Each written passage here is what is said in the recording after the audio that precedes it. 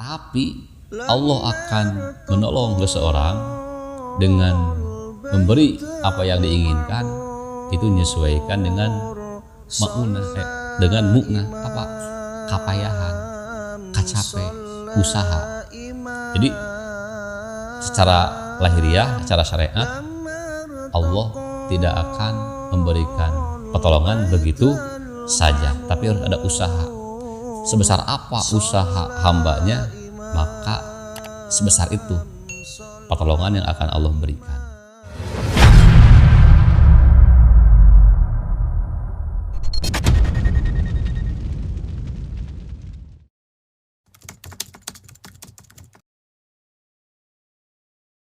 Bismillahirrahmanirrahim. Innallaha, sesungguhnya Allah Ta'ala, hal namahur Allah, eta yaqulu ngadauh Allah, inni sungguhnya kami, eta la ahimmu yakin ngamaksud kami, neja kami, berkehendak kami, bi ahlil ardi ka penghuni bumi, adaban kana nurunkeun siksaan. Fa iza nadartu, maka tatkala melihat kami, ila ummari buyuti, ka orang-orang anu ngamakmurkeun masjid, ka orang-orang anu ngaramekeun masjid, diramekeun ku pengajian, ku berjamaah, ku kegiatan-kegiatan keagamaan. Wal mutahabbina, dan orang-orang yang saling mencintai, saling pikaresep, piya karena kami, atau piya di jalan kami. Jadi berkumpul orang-orang anu saling menyayangi, saling menghargai, saling dukung di dalam melaksanakan ajaran agama. Wal mustaghfirina, dan orang-orang yang meminta ampun, bil ashari, di waktu sahur. Sorobtu, maka mengalihkan kami, memengkolkan kami, membelokkan kami, adabi kana siksaanku, anhum dari itu ahlil ardi. Jadi ketika Allah berkehendak akan menurunkan adab ke satu wilayah, tapi ketika di wilayah tersebut masih ada orang-orang yang mau memakmurkan masjid, ada orang-orang yang saling dukung di dalam perjuangan Islam, membela agama dalam kebaikan di jalan Allah lah, dan ada orang-orang yang masih mau meminta ampun di waktu sahur teh jam 3 dini hari, setengah 4 atau jam 2. Saat orang lain tidur, dia bangun meratapi dosa-dosa, mengingat, minta ampun sambil menangis. Nah, maka kata Allah, saat adab mau turunkan tidak jadi, dipengkolkan, dihentikan. Mungkin di Lauh Mahfuz sudah tercatat bahwa wilayah tersebut akan kena azab. Jadi catatan anu aya di Lauh Mahfuz itu yang dinamakan qada mu'allaq, yang mungkin bisa dirubah sesuai kehendak Gusti Allah. Dan di antara yang bisa merubah takdir Allah, sebabnya adalah doa-doa, kesolehan, istighfar. Nah, jadi akhirnya tidak jadi turun azabnya gitu. Terus ada lagi qada mubrom. Qada mubrom mah yaitu yang ada dalam ilmillah, pengetahuan Gusti Allah. Dan memang dalam pengetahuan Allah yang lebih jauh, wilayah tersebut memang tidak akan kena azab. Jadi mudah-mudahan di wilayah kita dimanapun berada masih ada orang-orang yang peduli meramaikan agama, peduli membela agama, peduli kebaikan dan lain-lain, supaya kita diselamatkan dari berbagai azab berbagai wabah, bencana, musibah dan lain-lain. Amin ya rabbal alamin. Rawahu al-Baihaqi an Anasin. Innallaha, sesungguhnya Allah Ta'ala eta yunzilu, menurunkan Allah al-ma'unata, karena pertolongan, karena bantuan, ala qadril mu'nati, sesuai ukuran kapayahan, usaha boleh. Wa yunzilu, dan menurunkan Allah as-sabra, karena kesabaran, ala qadril balai, sesuai ukuran balai, ujian, cobaan. Jadi kita sering memohon pertolongan kepada Allah, kita sering berdoa memohon ingin sukses, ingin selamat, ingin sehat, ingin banyaklah keinginan numpuk dalam hati, berbagai macam keinginan.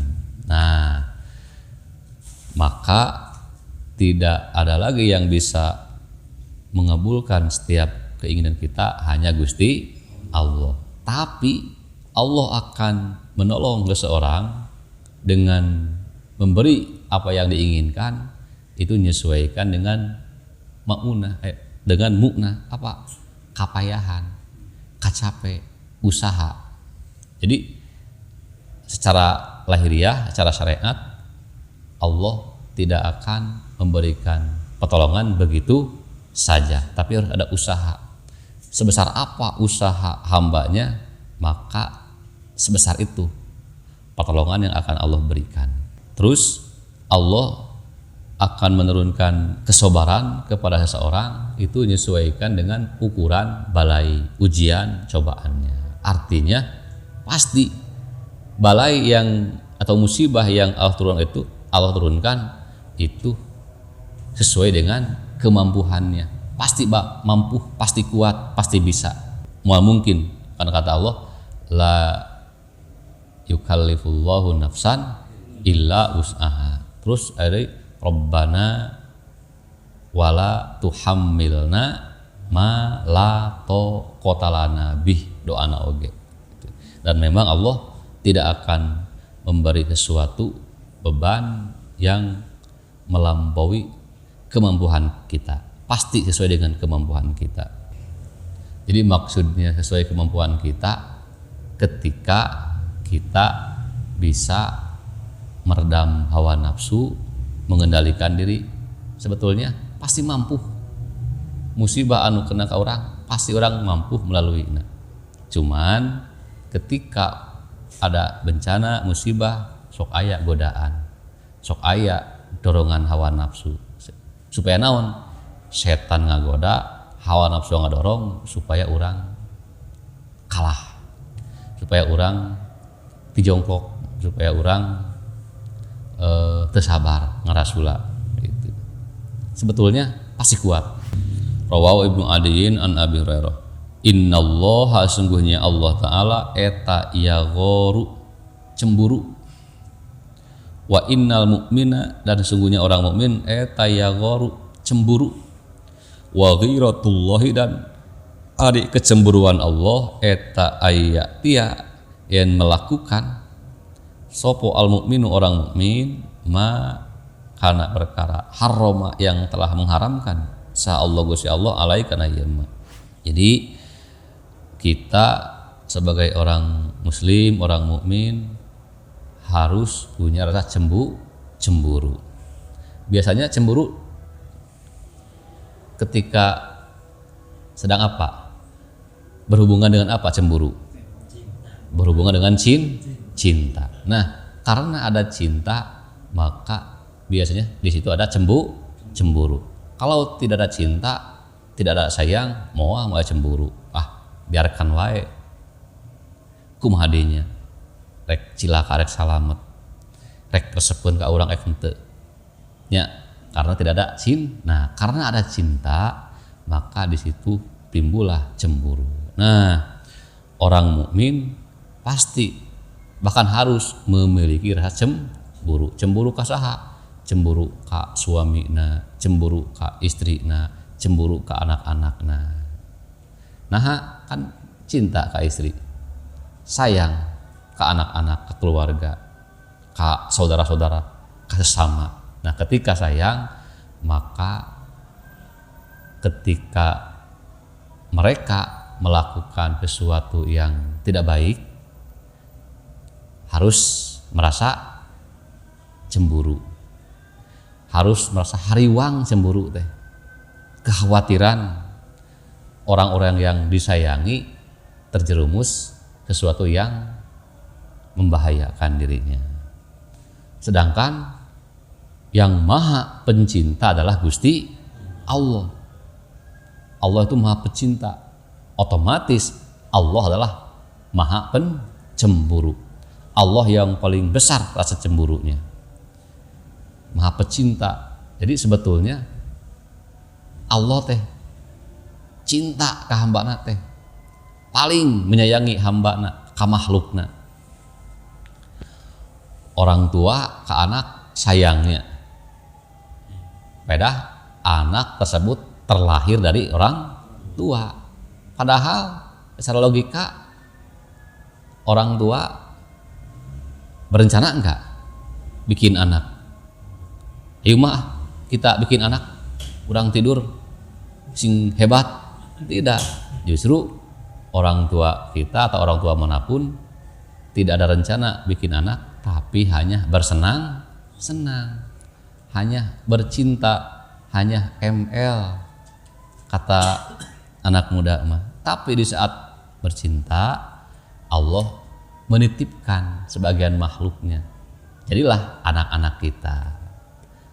Dan Allah menitipkan rasa sayang, hanya menitipkan rasa sayang dalam hati orang tua. Tuh, hanya titipan. Orang tua begitu cinta ke anaknya.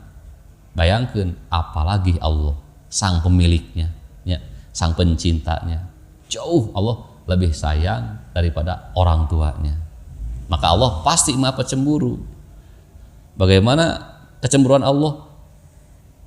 Yaitu cemburu Allah, khawatir Allah ketika hambanya, utamanya orang mukmin, melanggar aturan Gusti Allah, melakukan sesuatu yang membahayakan dirinya.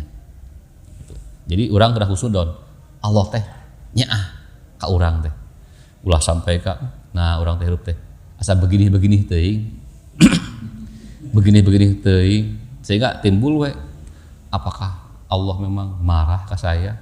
Apakah Allah memang sentimen ke saya? Apakah Allah timbul dugaan-dugaan negatif? Jangan, harus nudon. Apapun yang terjadi, sekalipun pahit dirasakan, kita harus tetap husnudon. Anggap we Allah sedang menyayangi kita, Allah sedang memperhatikan kita, Allah sedang menguji kita supaya kita naik derajatnya, supaya kita kuat, supaya kita lebih dekat. Nah, itu husnudon. Sehingga ketika selalu husnudon ke Allah, pasti anu terucap dalam mulut naon? Hanya kalimat alhamdulillah.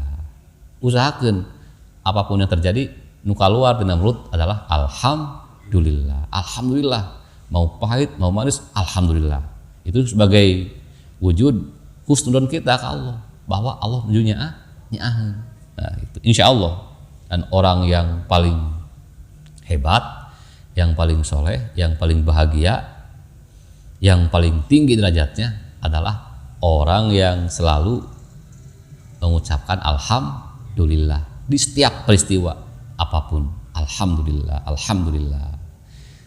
Di surga ge naon kata-katana adalah alhamdulillah. Bersyukur ke Allah, nganuhunkeun ke Allah. Allah pasti bahagia. Bukan berarti cemburu teh hanya karena khawatir selingkuh, khawatir itu gue cemburu sama, tapi munculkan kecemburuan ke keluarga, khawatir melakukan sesuatu yang membahayakan dirinya, melakukan dosa, khawatir, tetap cemburu, khawatir teh karena sayang kita. Innahu sesungguhnya kalakuan jeung tingkah eta la yadkhulu tidak akan masuk al jannata ke dalam surga saha illa nafsun muslimatun, kecuali jiwa yang pasrah. Jadi tidak akan masuk surga kecuali orang-orang yang memiliki jiwa yang pasrah, nafsu yang pasrah atau nafsul mutmain. Nah, jiwa yang pasrah. Pasrah itu menerima apapun, menerima perintah Allah dengan cara siap melaksanakan. Pasrah menerima larangan Allah, siap menjauhi. Menerima setiap apapun peristiwa yang diberikan Allah kepada kita dengan cara bersyukur atau bersabar. Itu nafsun muslimatun, jiwa yang damai, pasrah. Jadi kunci bahagia hidup di dunia mah sebetulnya hanya satu, singkat, adalah menerima, pasrah. Jadi apapun yang terjadi, terima, pasrah, pasti bahagia.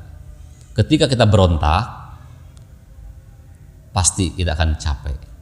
Ya. Berontak, sebab di dunia mah ada kehidupan, semuanya, segalanya sudah diatur, ditentukan ku Gusti Allah. Mau tidak mau kita harus pasrah dengan ketentuan Gusti Allah.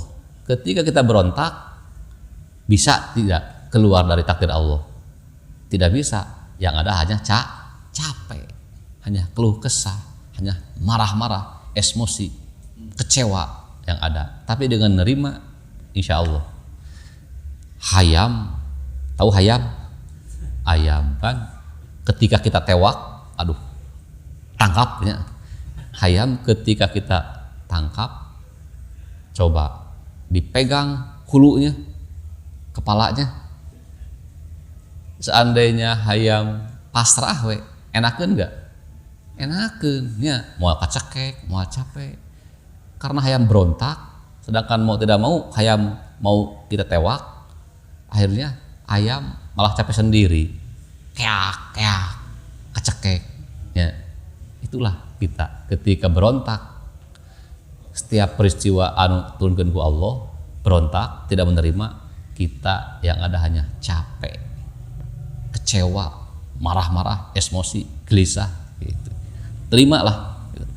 Apapun telanlah, hadapilah. Rawahu al-Bukhari wa Muslimun an Abi Hurairah.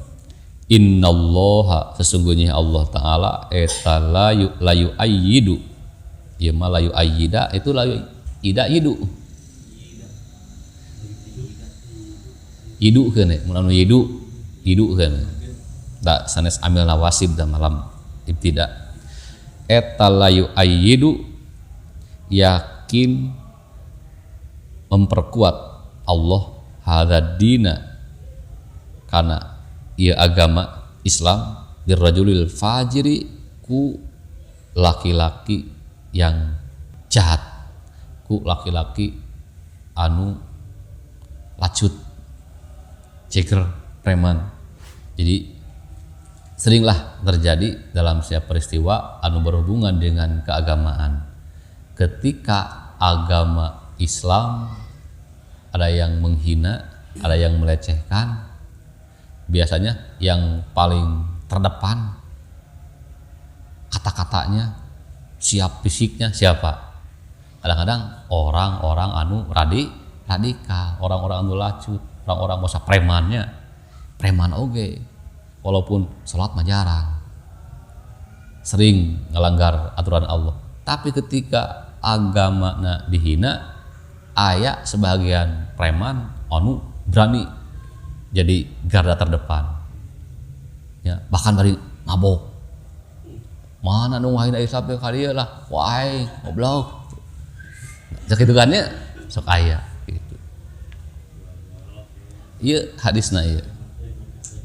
Sekalipun seorang preman, bahkan penjahat sekalipun, sebagiannya sok ada ketika agama dihina, sok tersentuh hatinya, siap membela, bahkan siap mati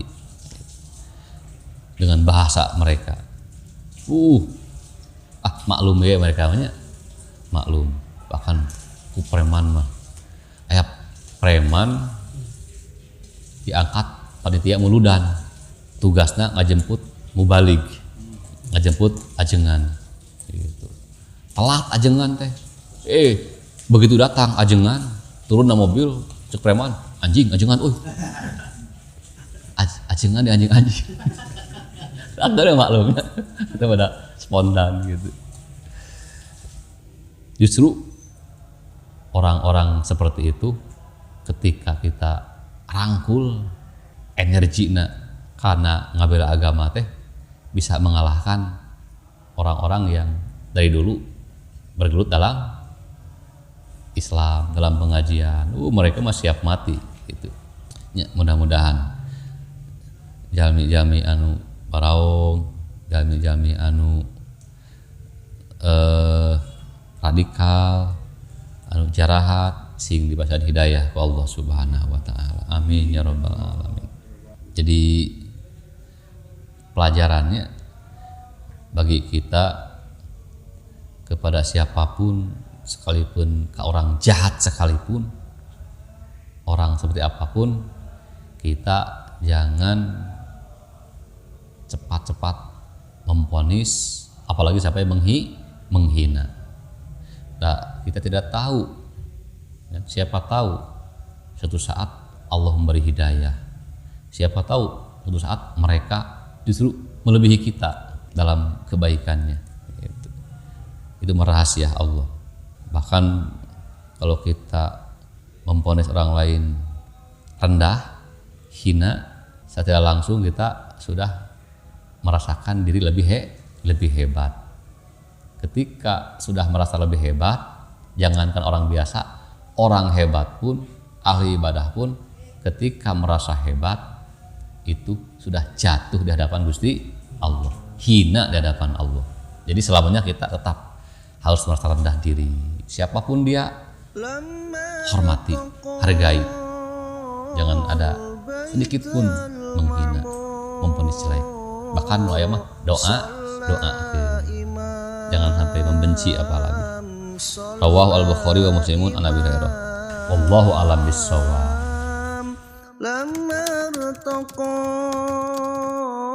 البيت المعمور صلى